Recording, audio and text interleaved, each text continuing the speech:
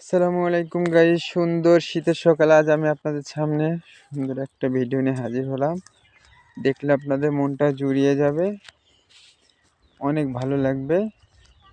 But দেখুন, পুরোটাই পাতলার গ্রাম, আশেপাশে সরিষা লাগিয়েছে আর সাইডে কিছু আখ লাগাইছে।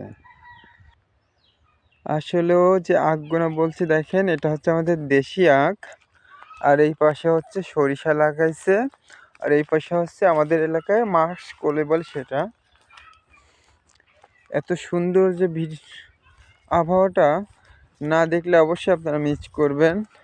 দেখেন, ছোট্ট একটা মেয়ে চুপ চুপ পায়ে হাঁটিয়ে যাচ্ছে, এত ভালো লাগছে তার বলে।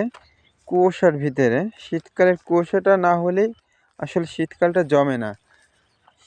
আয়েশা মারিয়াম, তুমি একটু আঁকের দিকে ফেরো তো। ওকে, অনেক ধন্যবাদ তোমাকে। এই আঁকের ভিতরে একটু যাও, তোমাকে একটা ভিডিও করি আমি। ঢুকো, হ্যাঁ। আসলে এত সুন্দর সবুজ শ্যামল এলাকাটা, এদিক ফেরো বুড়ি। হ্যাঁ, একটু আর দাঁড়াও তুমি। এই দেখো সরিষা ফুল, এত সুন্দর সরিষা ফুল। দেখো দেখো, এদিকে তাকাও।